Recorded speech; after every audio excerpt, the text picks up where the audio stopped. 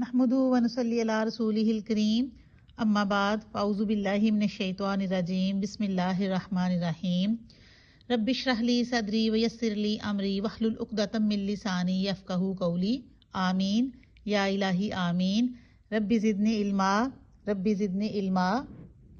سورۃ البقرہ آیت نمبر 35۔ حضرت آدم علیہ السلام کی تخلیق کا واقعہ پچھلی آیات سے چل رہا ہے۔ اللہ تعالیٰ نے آدم علیہ السلام کو بنایا، انہیں کچھ چیزوں کا علم دیا جس کے بارے میں فرشتے لا علم تھے، اور حضرت آدم علیہ السلام کو علم کی بنا پر فرشتوں پر برتری ملی۔ آدم علیہ السلام کو فرشتوں سے سجدہ کروایا، سوائے ابلیس کے۔ ابلیس جو کہ ایک جن تھا، اس کے علاوہ سب فرشتوں نے آدم علیہ السلام کو سجدہ کیا اور ابلیس کافروں میں سے ہو گیا۔ اب اس کے آگے پڑھیں گے، وَقُلْنَا يَا آدَمُ اسْكُنْ أَنْتَ وَزَوْجُكَ الْجَنَّةَ۔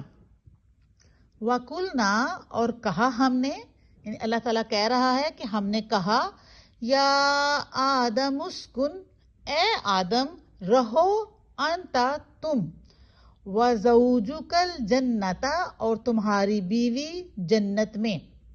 اللہ تعالیٰ کہہ رہا ہے کہ ہم نے آدم علیہ السلام سے کہا کہ اے آدم، یا آدم اسکن انت وزوجک الجنت، اے آدم تم اور تمہاری بیوی دونوں جنت میں رہو۔ وَكُلَا مِنْهَا رَغَدًا حَيْثُ شِئْتُمَا۔ وَكُلَا اور کھاؤ تم، مِنْهَا اس میں سے، یعنی اس جنت میں سے کھاؤ تم، راغدن فراغت سے، یعنی فراغت سے یعنی جی بھر کے، جتنا جی چاہے، حیثو جہاں سے، شئتما چاہو تم۔ یعنی اللہ تعالیٰ نے آدم علیہ السلام سے کہا کہ اے آدم تم اور تمہاری بیوی جنت میں رہو، اور اس جنت میں سے جہاں سے جتنا چاہے کھاؤ تم۔ وَلَا تَقْرَبَا هَٰذِهِ الشَّجَرَةَ، وَلَا تَقْرَبَا اور نہ قریب جانا تم، هَٰذِهِ الشَّجَرَةَ اس درخت کے، یعنی اس درخت کے قریب نہ جانا تم۔ اب یہ حضرت آدم علیہ السلام کا امتحان شروع ہو رہا ہے، اسی لیے تو کہا جاتا ہے کہ یہ دنیا جو ہے وہ امتحان کی جگہ ہے۔ تو آدم علیہ السلام کو جنت میں بھیجا گیا، کیوں بھیجا گیا؟ امتحان کے لیے۔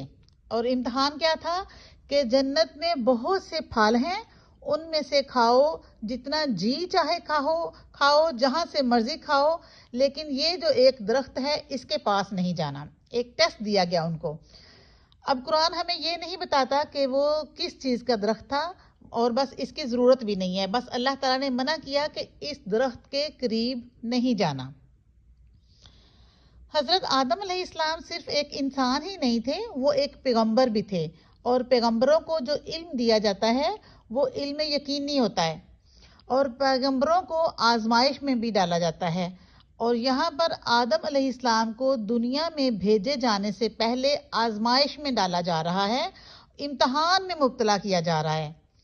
آدم علیہ السلام کے امتحان سے صرف ان کو سکھانا مقصد نہیں تھا، اس میں ہم سب کے لیے بھی، اولاد آدم کے لیے بھی ایک بہت بڑا سبق ہے کہ جہاں اللہ تعالیٰ اتنی وسیع و عریض دنیا تمہارے رہنے اور برتنے کے لیے بنائی ہے، وہاں کچھ حلال اور حرام کا فرق بھی رکھا ہوا ہے۔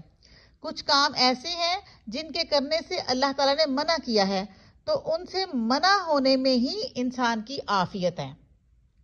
تو اس کے بعد اللہ تعالیٰ نے کیا کہا؟ اللہ تعالیٰ نے کہا کہ وَلَا تَقْرَبَا هَٰذِهِ الشَّجَرَةَ اس درخت کے قریب بھی مت جانا، فَتَكُونَا مِنَ الظَّالِمِينَ، فَتَكُونَا ورنہ ہو جاؤ گے تم، مِنَ الظَّالِمِينَ ظالموں میں سے، یعنی اگر اس درخت کے قریب جاؤ گے، فَتَكُونَا مِنَ الظَّالِمِينَ تو تم ظالموں میں سے ہو جاؤ گے۔ ظالموں میں سے ہو جاؤ گے مطلب کہ اللہ کے نہ ماننے والوں میں سے ہو جاؤ گے، ظالم کہلاؤ گے۔ اور سب سے بڑا ظلم تو یہ ہے کہ اللہ تعالیٰ کی بات نہ مان کے تم اپنے ہی نفس پر ظلم کرو گے، ظالم کہلاؤ گے۔ اللہ تعالی ہمیں اپنا اطاعت گزار اور فرما بردار بندہ بنائے، آمین۔ السلام علیکم ورحمۃ اللہ وبرکاتہ۔